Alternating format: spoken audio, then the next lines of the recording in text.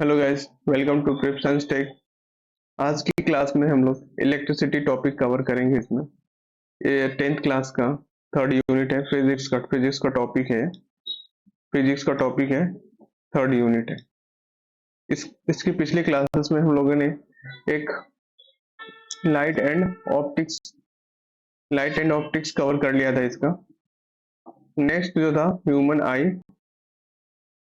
I and colourful word cover कर लिया था ये टॉपिक।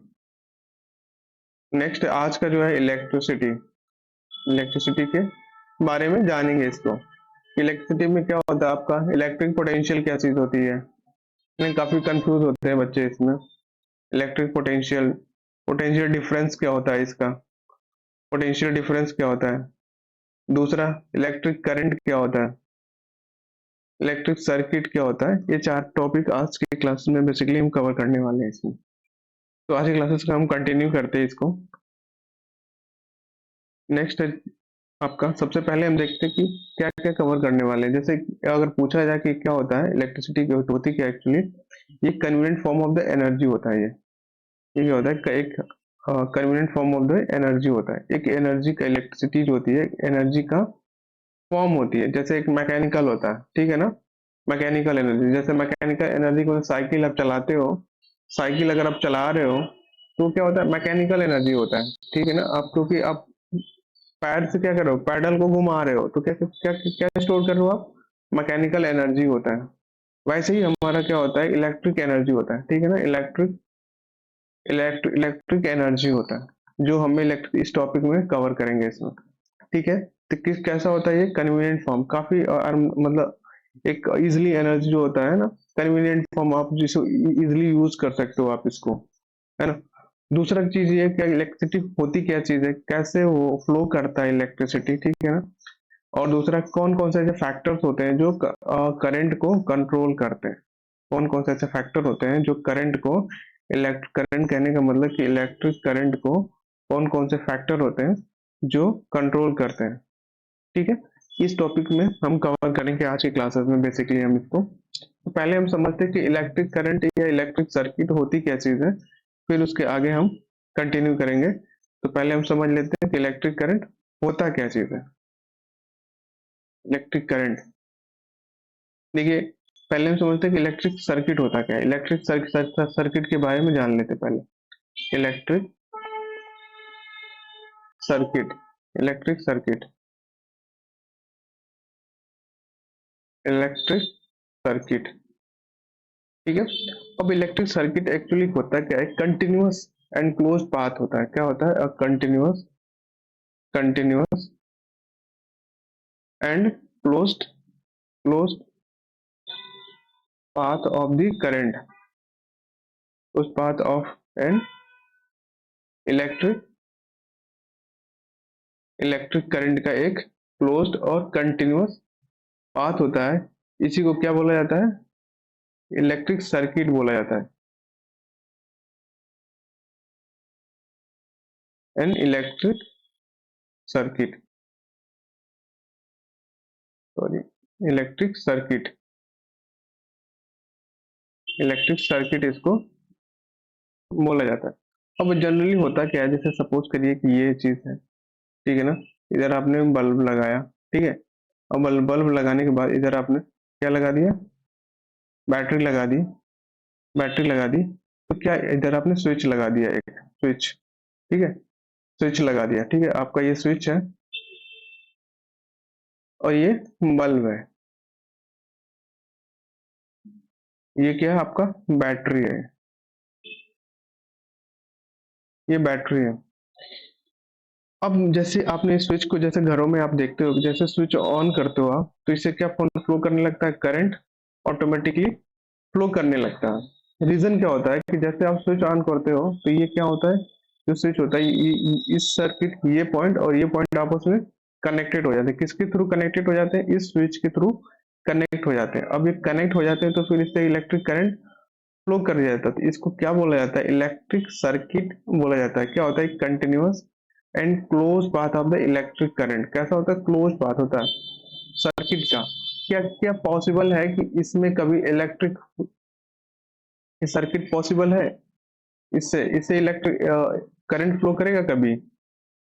मैं यहाँ पे एक लगा दूं बैटरी और यहाँ पे लगा दूं, ठीक है, इसके बीच में कोई कोई चीज है ही नहीं, खाली है जगह यहाँ से यहाँ तक, इस पॉइंट में, इस पॉइंट और इस पॉइंट के बीच में कोई चीज है ही नहीं यहाँ पे, तो क्या इसे करंट फ्लो करेगा? नहीं करेगा, क्योंकि तो ये क्लोज है ही नहीं है, या फिर इसको क्लोज किया ही नहीं जा सकता, तो करंट फ्लो ही नहीं कर सकता। तो कहने का मतलब ये हुआ, एक तो ये कंटिन्यूअस है, दूसरा क्या है, क्लोज्ड पाथ है, ठीक है ना। अब इसको क्लोज कर सकते हो आप हमेशा, ठीक है। इसकी वजह से क्या क्या कर सकता है, ये करंट इसमें फ्लो करेगा, अदरवाइज इससे करंट नहीं फ्लो करेगा। तो कैसा होना चाहिए, इलेक्ट्रिक सर्किट में हमारा एक क्लोज पाथ होना चाहिए, और एक कैसा होना चाहिए, कंटिन्यूअस, कंटिन्यूअस बेसिकली होनी चाहिए चीजें, ठीक है। तो ये टॉपिक है, हमने देख लिया कि इलेक्ट्रिक सर्किट होता क्या चीज है। अब बात आती है कि इलेक्ट्रिक सर्किट तो हमने देख लिया कि continuous and close path of the electric current का होता है। अब दूसरी पॉइंट आता है कि इलेक्ट्रिक करंट, और करंट क्या होता है, इलेक्ट्रिक इलेक्ट्रिक करंट क्या होता है। इलेक्ट्रिक करंट बेसिकली क्या होता है, इसको इलेक्ट्रिक करंट को समझने से पहले हम एक टॉपिक समझते हैं, वो क्या, इसको एनालॉजी बनाएंगे, जैसे वाटर, वाटर करंट होता है, सब लोगों ने नदी में देखा होगा, वाटर फ्लो करता है, ठीक है, ऐसे क्या करता है, पानी फ्लो करके एक एक डायरेक्शन से दूसरे डायरेक्शन में ऐसे जाता है। तो बेसिकली जो वाटर, ये क्या होता है, वाटर मॉलिक्यूल्स होते हैं, वाटर के मॉलिक्यूल्स क्या होते हैं, इस डायरेक्शन में फ्लो करता है। तो जो वाटर मॉलिक्यूल्स मूव कर रहे थे, किसी न किसी डायरेक्शन में तो ही मूव कर रहे हैं, ऐसा तो है नहीं कि पीछे की तरफ भाग रहे हैं, नहीं, वो क्या कर रहे हैं, एक डायरेक्शन में मूव कर रहे हैं। जैसे यहाँ पे वाटर मॉलिक्यूल्स मूव कर रहा है, वैसे ही क्या होता है हमारे इलेक्ट्रिक करंट में, इलेक्ट्रिक करंट में या सर्किट में इलेक्ट्रॉन होते हैं, इलेक्ट्रॉन होते हैं, वो इलेक्ट्रॉन क्या करते हैं, एक डायरेक्शन से दूसरे डायरेक्शन में, इस पॉइंट से दूसरे एक डायरेक्शन में मूव करते हैं, इस डायरेक्शन में ये मूव करते हैं। इनके मूव करने की वजह से इसमें क्या जनरेट होता है, इलेक्ट्रिक करंट फ्लो करता है, इलेक्ट्रिक करंट बोला जाता है इसको, इलेक्ट्रिक करंट फ्लो करता है। तो इलेक्ट्रॉन क्या होता है, एक पॉइंट से लेकर दूसरे पॉइंट तक जब मूव करता है, उसको, इसके वजह से क्या होता है, क्या जनरेट होता है, इलेक्ट्रिक करंट जनरेट होता है। तो ये भी क्या किसी एक डायरेक्शन में ही मूव कर रहा है ना, इसी को बोला जाता है। तो वैसे ही एक किस से दिखाया गया आपको, वाटर मॉलिक्यूल से, यानी कि जो रिवर में जो वाटर फ्लो करता है, उससे एक एनालॉजी बनाई गई है समझने के लिए, कि जैसे उसमें धारा बहती है, पानी की धारा बहती है, तो पानी की धारा बहने के लिए क्या हमें वाटर मॉलिक्यूल्स होते हैं, वैसे ही क्या होते हैं, करंट की धारा बहने के लिए क्या रिस्पॉन्सिबल होते हैं, इलेक्ट्रॉन जो होते हैं रिस्पॉन्सिबल होते हैं इलेक्ट्रिक करंट को, धारा को बहने के लिए। ये चीजें आपको समझ में आ गई। अब इससे हम क्या समझ सकते हैं कि इलेक्ट्रिक करंट का डेफिनेशन हम बता सकते हैं कि इलेक्ट्रिक करंट होता क्या चीज है, इलेक्ट्रिक करंट होता क्या है। हम ये देखते हैं कि इलेक्ट्रिक करंट का अगर एग्जाम में आता है कि इलेक्ट्रिक करंट का डेफिनेशन आप लिखो, तो क्या लिख सकते हो, electric current, electric current, electric current क्या होता है कि amount of the charge, electric current को दिखाया जा सकता है, या फिर amount of the charge, amount of this charge,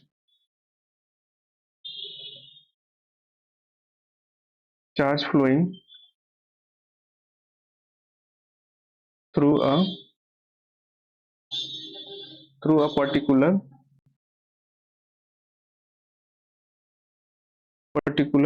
area, particular area,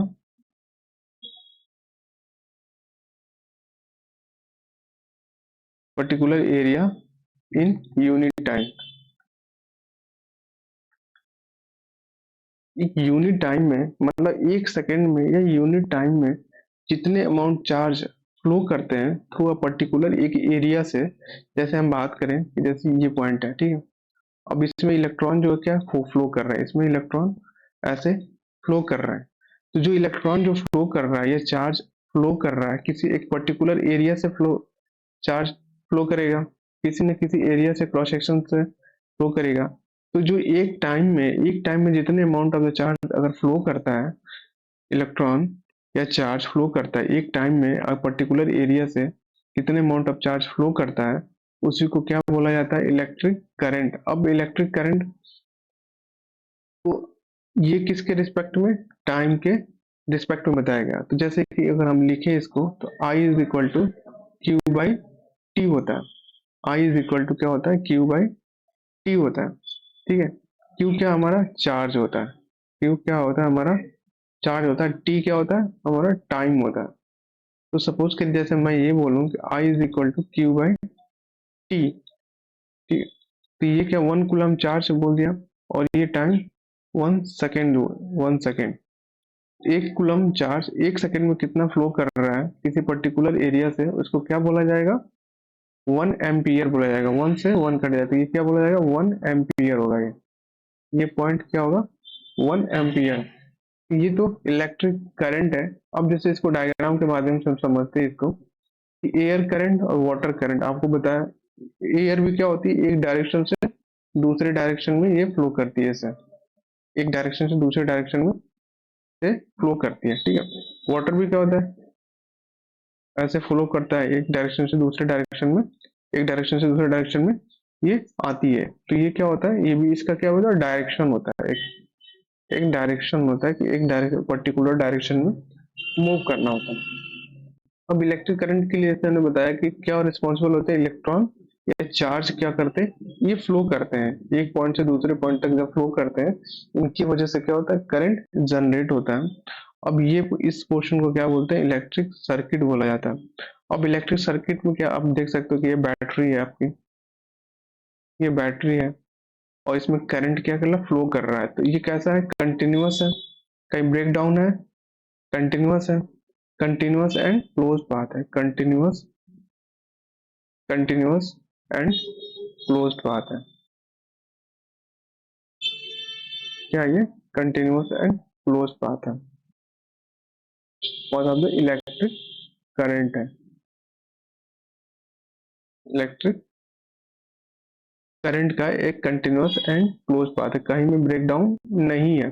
इसको क्या बोला जाता है, इलेक्ट्रिक सर्किट बोला जाता है इसको। ठीक है, नेक्स्ट है आपका जो टॉपिक आएगा, नेक्स्ट टॉपिक है आपका इलेक्ट्रिक सर्किट और इलेक्ट्रिक करंट। देख लिया। अब जैसे आपने हमें बताया यहाँ पे, जैसे हमने देखा पिछले पिछले में कि जो करंट होता है वो क्या होता है आपका क्यू बाई टी होता है। करंट क्या होता है, क्यू बाई टी होता है। क्यू क्या होता है, चार्ज होता है। इसको किस में डिनोट किया जाता है, 1 कूलम में डिनोट किया जाता है। चार्ज को एसआई यूनिट क्या होती है इसकी, कूलम होती है। एसआई चार्ज की जो एसआई यूनिट होती है वो क्या होती है, कूलम होती है, टाइम की सेकेंड होती है। ये हमने देख लिया इसको। अब अब जैसे अगर मैं ये बोलूं कि 1 कूलम चार्ज है, 1 सेकेंड में अगर फ्लो कर रहा है तो करंट क्या होगा, तो करंट कितना होगा, 1 एम्पियर होगा इसका। 1 एम्पियर कैसे होगा, आप 1 कूलम डिवाइडेड बाई 1 सेकेंड कितना आएगा, 1 एम्पियर आएगा इसका। ठीक है, तो ये न्यूमेरिकल में आपको दे सकता है, 2 कूलम चार्ज है, 3 कूलम चार्ज है, 4 कूलम चार्ज है, 5 कूलम चार्ज है। तो ऐसे आपको न्यूमेरिकली दे सकता है, तो आप इजिली फाइंड आउट कर सकते हो कि करंट क्या हो सकता है। इजिली आप फाइंड आउट किससे, इस फॉर्मूला का यूज करके इजिली आप फाइंड आउट कर लोगे। तो देखा हमने कि करंट होता क्या है कि amount of the charge flowing through a particular area in unit time. एक यूनिट टाइम में एक पर्टिकुलर एरिया से जब चार्ज फ्लो करता है तो उसको क्या बोला जाता है, करंट बोला जाता है इसको। अब जैसे करंट अगर किसी सर्किट में अगर फ्लो करता है, जैसे अगर मैं सर्किट अगर ड्रॉ करूं इसमें, एक सर्किट जैसे ये बल्ब है, ठीक है, अब बल्ब है, यहाँ पे एमीटर लगा हुआ, ठीक है ना। अब एमीटर क्या होता है वो बताऊंगा आपको, ये पॉजिटिव टर्मिनल नेगेटिव टर्मिनल है। ठीक है, इधर आपका स्विच है, ठीक है, इस स्विच है। अब इसमें क्या होता है कि एक करंट जो होता है किस किस डायरेक्शन में मूव करेगा, किस डायरेक्शन में मूव करता है, वो कैसे हम डिसाइड करते हैं। जैसे बैटरी होता है ना, बैटरी का पॉजिटिव टर्मिनल होता है, ये नेगेटिव टर्मिनल होता है। ठीक है, अब पॉजिटिव और नेगेटिव टर्मिनल होता है, तो जो हमारा जो पॉजिटिव चार्ज होते हैं वो कैसे फ्लो करते हैं, इस डायरेक्शन में फ्लो करेंगे, इस डायरेक्शन में। ठीक है, ऐसे फ्लो करेंगे। ठीक है, अब नेगेटिव नेगेटिव इस डायरेक्शन में। ठीक है, तो हमारे कहने का मतलब ये हुआ कि जो इलेक्ट्रॉन होता है, इलेक्ट्रॉन किधर से फ्लो करता है, ऐसे इस डायरेक्शन में फ्लो करेगा इलेक्ट्रॉन, ठीक है। इलेक्ट्रॉन पे क्या होता है, नेगेटिव चार्ज होता है। अब इसी सर्किट के, इसी जो इलेक्ट्रॉन जो फ्लो कर रहा है, इसी के इलेक्ट्रॉन कैसे फ्लो किया हमारा, इस तरीके से फ्लो किया, इस डायरेक्शन में फ्लो कर रहा है। तो जो हमारा जो करंट होता है, वो करंट क्या होता है, इसके अपोजिट डायरेक्शन में मूव करता है। करंट होगा इसके अपोजिट डायरेक्शन में, इस साइड में मूव करेगा। इलेक्ट्रॉन ऊपर की ऐसे इस तरीके से मूव कर रहा है, तो जो करंट होता है इस डायरेक्शन में मूव करेगा ये, ठीक है ना। तो करंट का और इलेक्ट्रॉन का जो डायरेक्शन होता है, क्या एक दूसरे के क्या अपोजिट होता है। करंट का और इलेक्ट्रॉन का जो डायरेक्शन होता है एक दूसरे के अपोजिट होता है। दूसरी चीजें, जो करंट हो रही है कहाँ से फ्लो कर रही है, पॉजिटिव टर्मिनल टू और नेगेटिव टर्मिनल टू मूव कर रही है। तो जैसे हम लिख सकते हैं कि जो करंट का डायरेक्शन होगा, करंट का डायरेक्शन होगा वो कहाँ किधर होगा, वो इसको अगर हम डिफाइन करने के लिए आ जाए, करंट का डायरेक्शन होता है किधर होता है, the direction of electric current, direction of electric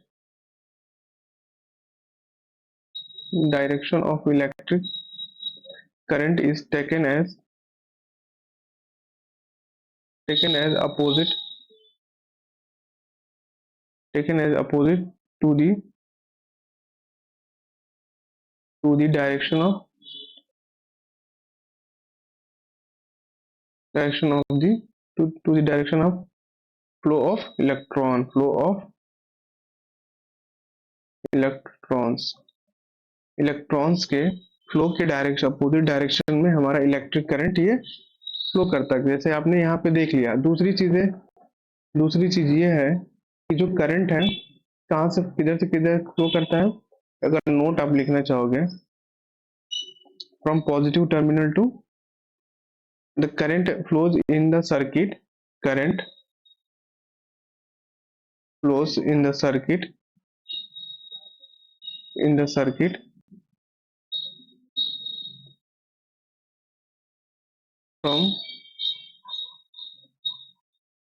from positive terminal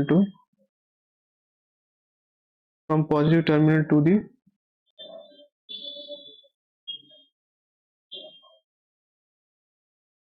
the cell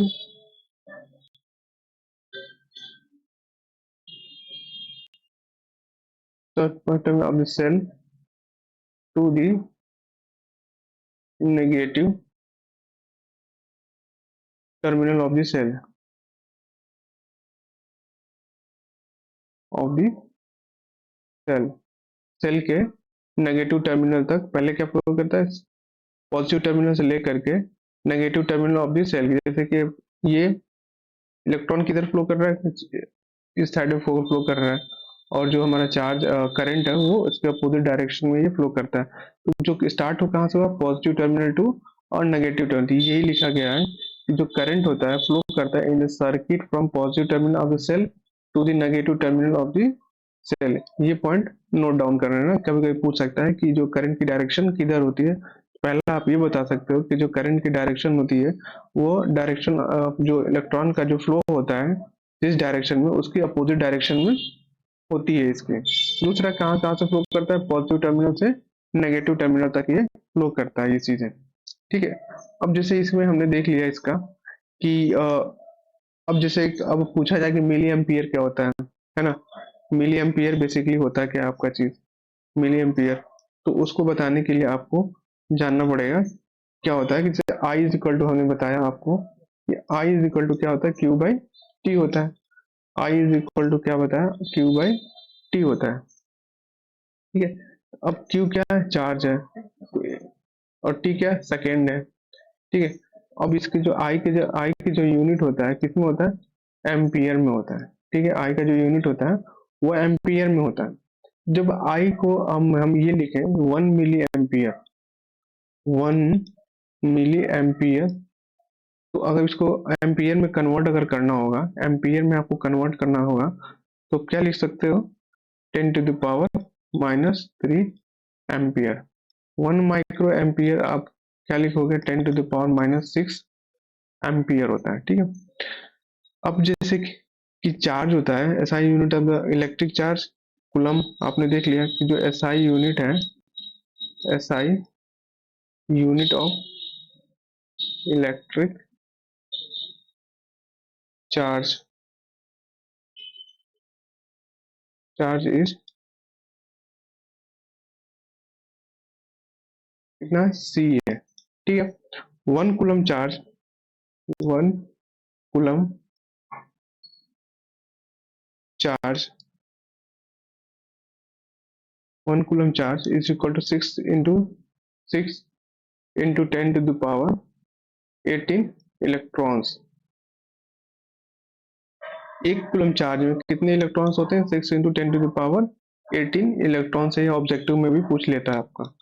दूसरा होता है जो नेगेटिव जो चार्ज होता है, negative charge on electron, electron पे जो नेगेटिव चार्ज होते हैं, negative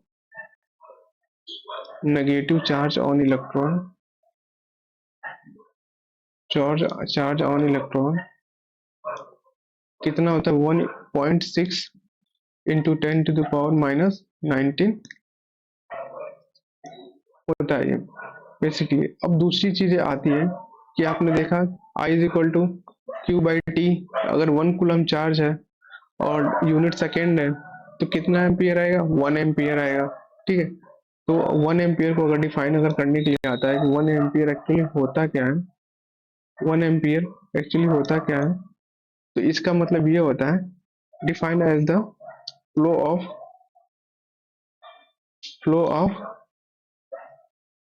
1 coulomb charge, 1 coulomb 1 coulomb of electric charge, 1 coulomb of electric 1 coulomb of electric charge per second, electric charge per second.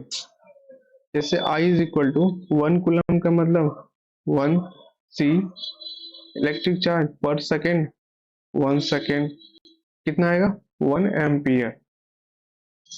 1 coulomb charge अगर 1 second में flow कर रहा है तो उसको क्या बोलते हैं, 1 एम्पियर बोला जाता है उसको, 1 एम्पियर।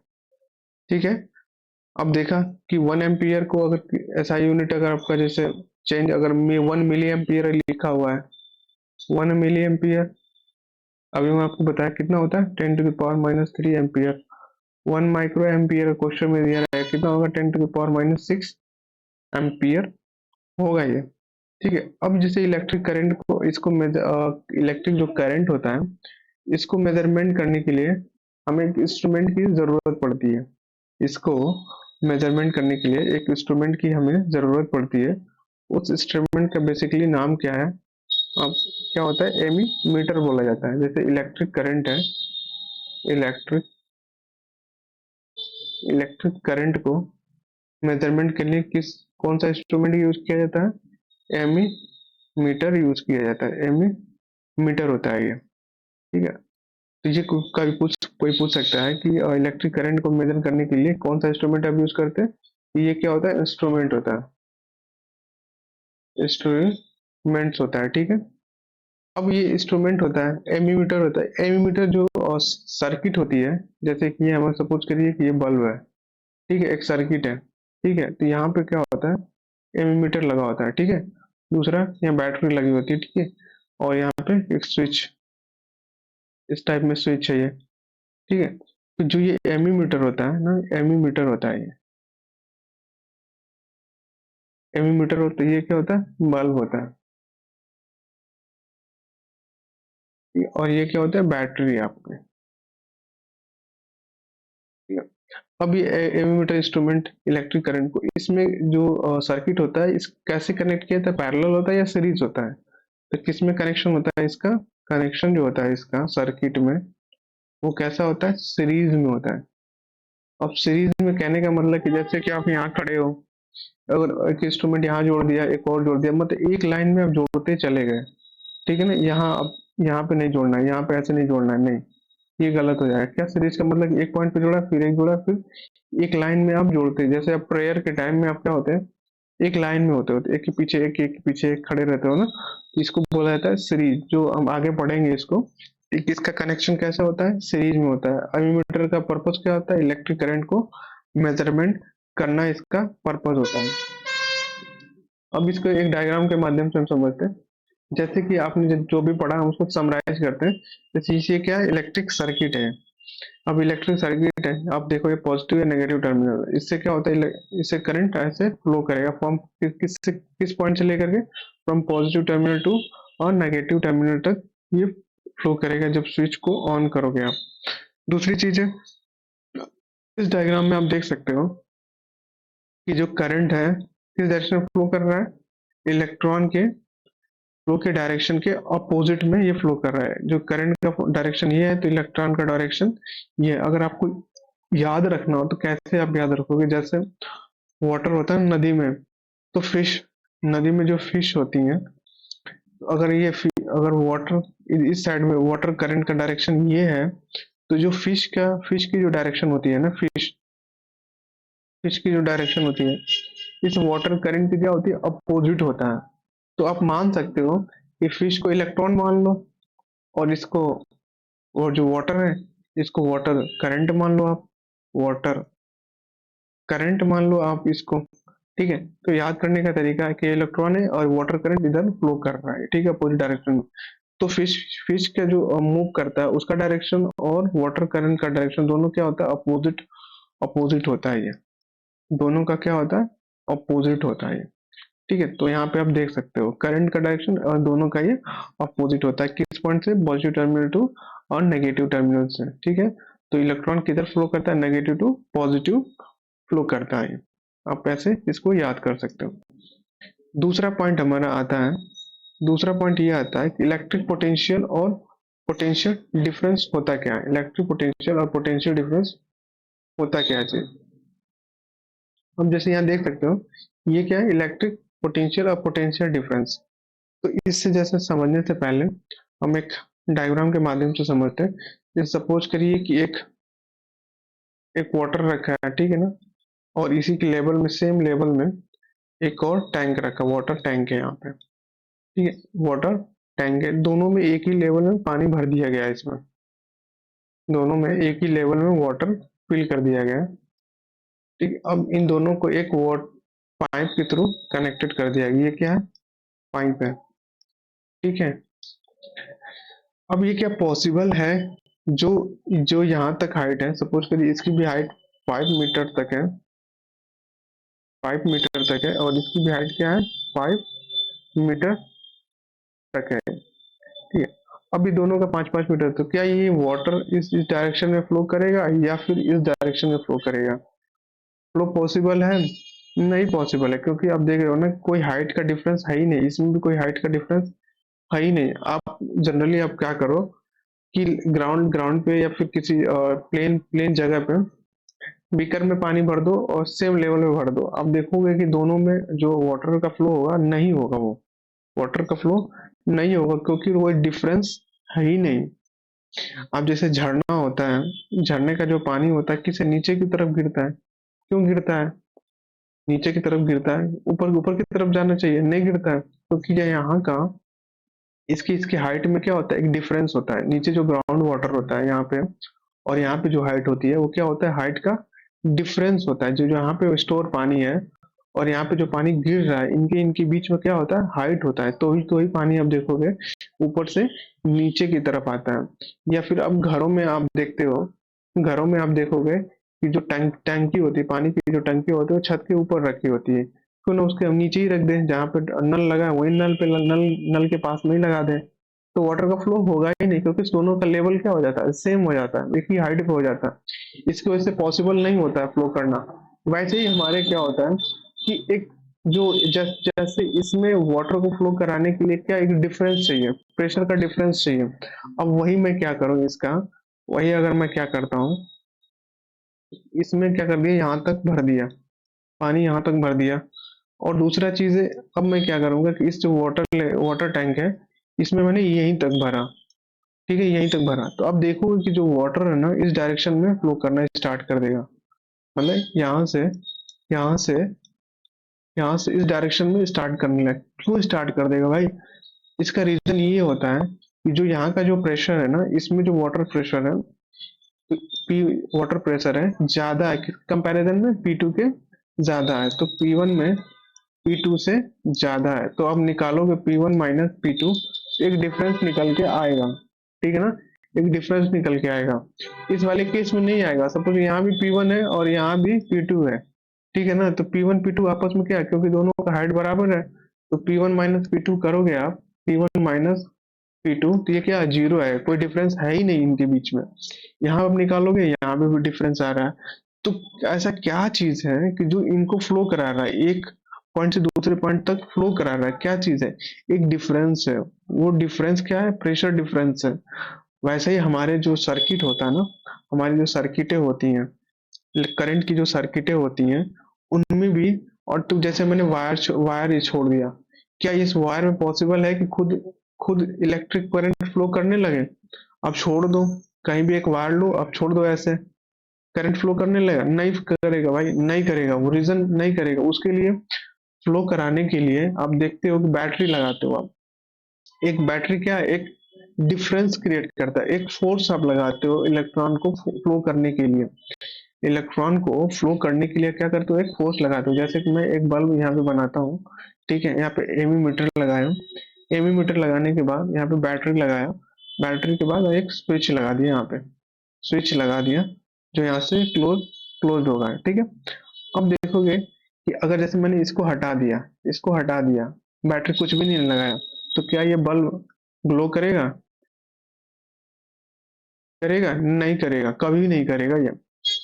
अब इसके अंदर, इस वायर के अंदर इलेक्ट्रॉन तो भरे पड़े हैं, चार्ज तो भरा पड़ा है, अब वो खुद नहीं फ्लो करेगा, वो नहीं फ्लो करना। अब इसको फ्लो कराने के लिए हमें क्या करना होगा, एक यहाँ पे बैटरी लगानी पड़ेगी, एक फोर्स देना पड़ेगा इसको। क्या देना पड़ेगा? एक फोर्स देना पड़ेगा इसको, ठीक है। वो फोर्स क्या करेगा, जैसे इसमें देखते हैं, बैटरी लगाया यहाँ से, ठीक है, ये कौन सा पॉजिटिव टर्मिनल है, ये नेगेटिव टर्मिनल है। जैसे आप बैटरी लगाओगे तो एक फोर्स जनरेट होगा, वो फोर्स क्या करेगा, चार्ज को फ्लो कराने के लिए रिस्पॉन्सिबल होगा ये। तो जो एक सर्किट में एक करंट को फ्लो कराने के लिए क्या हमें लगाना पड़ता है, बैटरी लगाना पड़ता है। बैटरी क्या कर रहा है, एक डिफरेंस क्रिएट कर दे रहा है। बैटरी क्या कर रहा है, एक डिफरेंस क्रिएट कर दे रहा है। अब डिफरेंस क्रिएट होते ही ये करंट इसमें फ्लो करना स्टार्ट कर देगा वो। अदरवाइज जब बैटरी नहीं होती तो ये करंट इससे फ्लो ही नहीं करता। इसे जब करंट फ्लो, तो इलेक्ट्रॉन चार्ज वगैरह फ्लो ही नहीं करेंगे, तो करंट जनरेट होगा ही नहीं। जब करंट जनरेट होगा ही नहीं, तो ये बल्ब ग्लो नहीं करेगा ये। तो करंट को फ्लो कराने के लिए क्या लगाना पड़ा, बैटरी लगाना पड़ेगा ये। बैटरी क्या है, एक डिफरेंस क्रिएट कर रहा है। जैसे कि हम बात किए थे वाटर वाले, इस वाले केस में कि इनके इनके बीच में क्या एक डिफरेंस होना चाहिए, वैसे ही यहाँ पे भी क्या होना चाहिए, एक डिफरेंस होना चाहिए। इस पॉइंट और इस पॉइंट के बीच क्या होना चाहिए, एक डिफरेंस होना चाहिए। तो ये क्या करता है, बैटरी आप जैसे मांगते हो 9 वोल्ट की बैटरी, 12 वोल्ट की, 12 वोल्ट की बैटरी, तो क्या एक डिफरेंस क्रिएट करता है। एक पॉइंट, दो पॉइंट के बीच में, इस पॉइंट और इस पॉइंट के बीच में खाली है, तो आपने एक डिफरेंस क्रिएट कर दिया, तो इससे क्या होगा, फ्लो करना स्टार्ट हो जाएगा। यहाँ पे अगर एनर्जी ज्यादा होगी, यहाँ पे एनर्जी अगर कम होगी, तो क्या होगा, फ्लो करना स्टार्ट हो जाएगा, इस ऐसे। तो ये एक डिफरेंस, या बोल सकते हो फोर्स करने लगता है चीजों को, जिससे वजह से फ्लो करना स्टार्ट करने लगता है इसमें।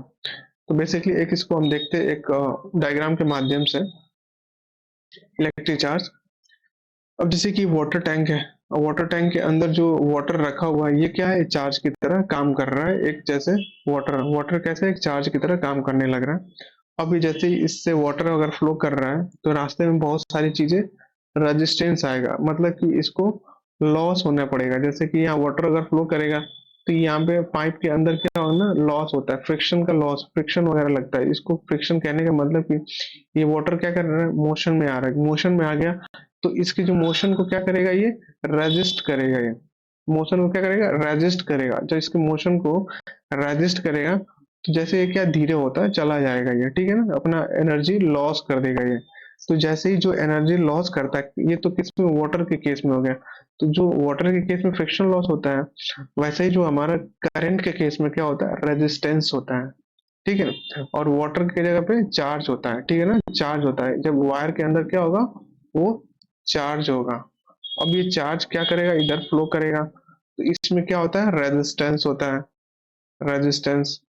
वाटर के केस में क्या है, फ्रिक्शन है ना। अब ये चार्ज ये फ्लो करेगा तो रेजिस्टेंस क्रिएट होगा, रेजिस्टेंस क्या करेगा, इसको चार्ज को रेजिस्ट करेगा मूव करने से, इससे क्या होगा, एनर्जी का लॉस होगा, एनर्जी का लॉस होता है, ठीक है ना, इलेक्ट्रिक एनर्जी का लॉस होता है, यहाँ पे फ्रिक्शन लॉस होता है, ठीक है ना। अब ये फ्लो क्यों करने लगा, क्योंकि इसके अंदर जो प्रेशर का डिफरेंस आ गया, ठीक है ना, ये यहाँ का जो पॉइंट का डिफरेंस, पॉइंट P2 है और ये P1 है, क्यों होने लगा, क्योंकि जो P1 की वैल्यू है वो ज्यादा है P2 से, तो ही यहाँ से आप देख रहे हो कि यहाँ पे फ्लो कर रहा है, तो हमेशा हायर टू लोअर मूव करता है। जो वाटर और इलेक्ट्रिसिटी का जो बिहेवियर होता है वो लमसम सेम होता है, ठीक है, जैसे यहाँ पे देख सकते हो वाटर फ्लो कर रहा है हायर से लोअर की तरफ। अब ये बैटरी, अब ये जैसे करंट को, अब जैसे मैंने करंट तो वायर को ऐसे रख दिया, तो वायर में खुद तो करंट फ्लो नहीं करेगा, अब इसको करंट फ्लो कराने के लिए क्या लगाना पड़ा, हमें बैटरी लगानी पड़ती है, बैटरी का यूज करना पड़ता है इसको, तो अब बैटरी की वजह से इसके अंदर करंट फ्लो करने लगता है ये, ठीक है।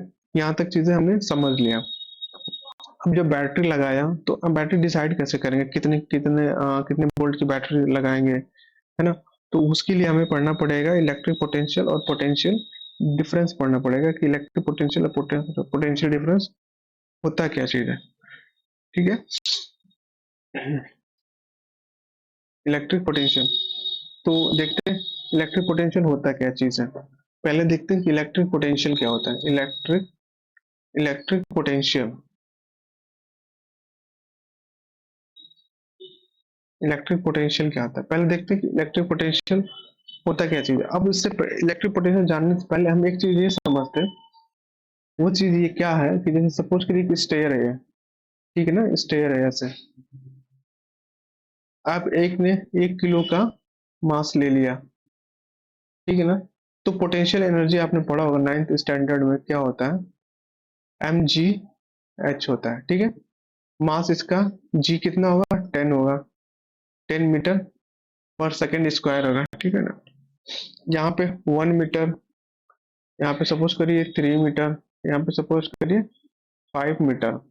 अब यहाँ से इस मास को यहाँ पे ऊपर लेके जाओगे, यहाँ पे आप रखोगे, तो कितना हो जाएगा इसका एनर्जी, कितना होगा, E1 P1 कितना होगा पोटेंशियल एनर्जी, 1 इंटू 10, यहाँ पे 10 जूल हो जाएगा, यहाँ पे कितना होगा, 10 जूल।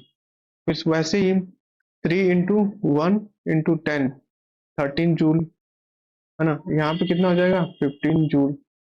देख रहे हो ना कि हर एक पोजीशन पे, जैसे इस मास को हम लेके जा रहा हूँ, इस स्टेयर पर रख दिया, 10 जूल हो गया, ऊपर लेके गया 13 जूल हो गया, उसके ऊपर लेके गया 15 जूल हो गया, तो एक पोजीशन से जिसकी पोजीशन पे चेंज होता चला जा रहा है ये।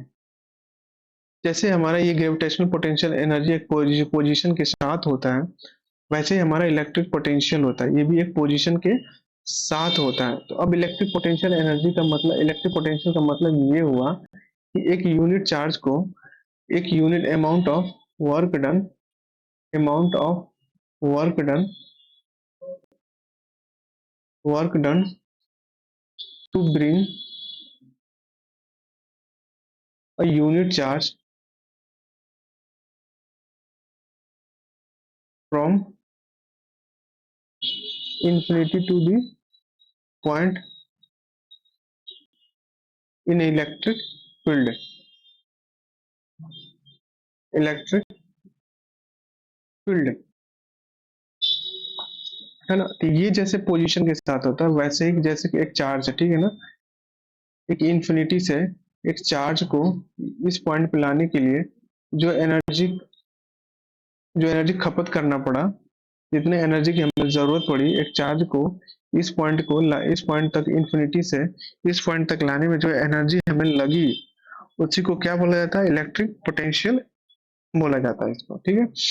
दूसरा, जैसे बैटरी होती है, बैटरी में, और इसका जो एसआई यूनिट होता है क्या होता है, वोल्ट वोल्ट होता है, ना कि वोल्टेज, वोल्ट होता है, ठीक है ना। तो दूसरा जो टर्म आता है पोटेंशियल डिफरेंस आता है, पोटेंशियल पोटेंशियल डिफरेंस होता है, पोटेंशियल डिफरेंस होता है। अब पोटेंशियल डिफरेंस क्या होता है, अब इसका ये होता है कि amount of work done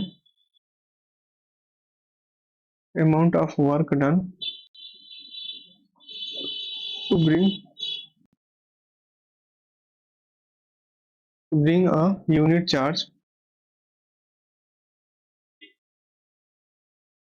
charge from a point to another point,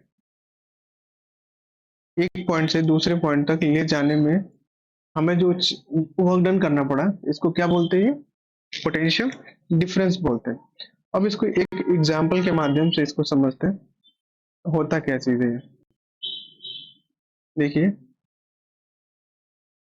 जैसे बैटरी होती ना, ये सपोज करिए कि एक एग्जांपल के माध्यम से सपोज करिए कि यहाँ पे एक बॉल है, उस बॉल का 20 किलो जूल है, 20 जूल एनर्जी है, ठीक है।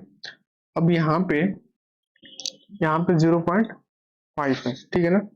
यहाँ पे सपोज करें, हाँ 0.5 जूल है, 5 जूल लेते हैं। अब जैसे बॉल नीचे ड्रॉप होती चली जाएगी ना, ड्रॉप होती चली जाएगी, तो ये क्या होगा, इस बॉल की एनर्जी लॉस होती चली जाएगी, ठीक है ना। तो अब देख रहे हो कि ये बॉल कहाँ से आ रही है, हायर पॉइंट से, हायर एनर्जी से लोअर एनर्जी की साइड तक ये आ रही है। यहाँ पे इसकी जो पोटेंशियल एनर्जी 20 जूल है, और यहाँ पे इसकी पोटेंशियल एनर्जी कितनी हो गई, 5 जूल है। तो अब ये किधर आ रही है, डाउनवर्ड डायरेक्शन में आ रही है। तो हर एक पॉइंट पे क्या हो रहा है, इसका पोटेंशियल एनर्जी लॉस होता चला जा रहा है। वैसे ही क्या होता है कि जैसे हमारी बैटरी में होता है, बैटरी बैटरी होता है, बैटरी के पास क्या होता है, एक पॉजिटिव टर्मिनल होता है, एक नेगेटिव टर्मिनल होता है, एक पॉजिटिव टर्मिनल और एक नेगेटिव टर्मिनल। ये पॉजिटिव टर्मिनल है और ये नेगेटिव टर्मिनल है। इसका पोटेंशियल, इसका इलेक्ट्रिक पोटेंशियल दोनों का क्या होगा, अलग अलग होगा। इसके बीच का जो पॉइंट होता है ना, इसके बीच का जो डिफरेंस होता है कितना आता है, 9 वोल्टेज आता है, 9 वोल्ट का आता है, ठीक है, 9 वोल्ट, 10 वोल्ट।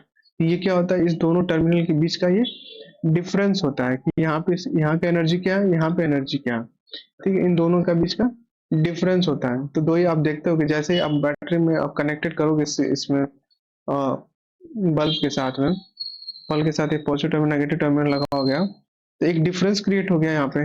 डिफरेंस क्रिएट करते ही ये क्या कर देगा, ये करंट इससे फ्लो करना स्टार्ट कर देगा ये, ठीक है।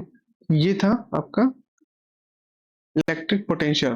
तो पोटेंशियल डिफरेंस जो होता है, बेसिकली इसको कैसे डिफाइन किया जाता है, इसको डिफाइन करने का तरीका ये है कि ये, अगर ऐसे बोल सकते हो आप कि difference of the electric pressure, electric क्या होता है, एक डिफरेंस होता है, potential difference, potential difference, potential difference between 2 point, 2 point के बीच का ये इलेक्ट्रिक पोटेंशियल डिफरेंस होता है। जैसे work done, work done by charge,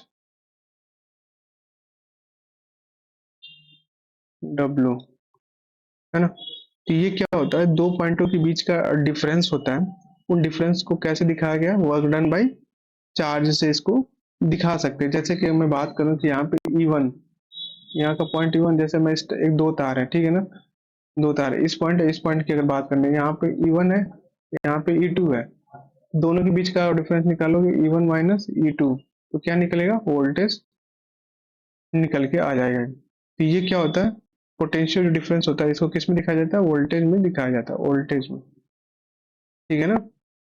5 volt की बैटरी है, 5 वोल्ट की बैटरी है, ठीक है ना। तो ये बैटरी दिखाया जाता है वोल्ट में, इसको वर्क डन इसको बोला जाता है, इसको, ठीक। अब यहाँ तक समझ गए होगे कि इलेक्ट्रिक पोटेंशियल, तो इलेक्ट्रिक पोटेंशियल का डिफरेंस आप जब करोगे ना, इलेक्ट्रिक पोटेंशियल का जब आप डिफरेंस आप करोगे, तो क्या निकलेगा, पोटेंशियल डिफरेंस आता है वो। जो इलेक्ट्रिक पोटेंशियल का डिफरेंस कर दोगे तो वो पोटेंशियल डिफरेंस आता है, वो पोटेंशियल डिफरेंस किससे दिखाया जाता है, वोल्टेज से दिखाया जाता है। और इसको अगर फॉर्मूला से कैलकुलेट करना होगा तो वर्क डन बाई चार्ज होता है इसको, ठीक है। और इसका एक प्रॉब्लम के साथ हम समझते हैं, जैसे कि 9 वोल्ट की बैटरी है, 9 वोल्ट की अगर ये बैटरी है, अगर ये 9 वोल्ट की बैटरी है, इसका कहने का मतलब क्या हुआ, अब 9 वोल्ट, तो वोल्ट इज इक्वल टू क्या होता है, क्यू बाई सी। क्यू क्या होता है, क्यू बाई, नहीं डब्ल्यू बाई क्यू होगा, डब्ल्यू बाई क्यू होगा। यहाँ पे क्या लिखा मैंने, डब्ल्यू बाई क्यू करेक्ट है। और डब्ल्यू बाई क्यू होगा ये, डब्ल्यू क्या वर्क डन है।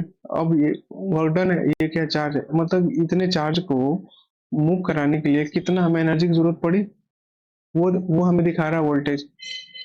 इसका मतलब ये हुआ कि अगर 9 वोल्ट लिखा है, 9 वोल्ट लिखा है, इसका मतलब 9 जूल हमें वर्क लगा, 9 जूल हमें वर्क की जरूरत है टू 1 कूलम चार्ज को मूव कराने के लिए from its negative terminal to its positive terminal, negative terminal से पॉजिटिव टर्मिनल में हम मूव कराने के लिए, सपोज करिए एक एग्जांपल के माध्यम से समझते हैं इसको।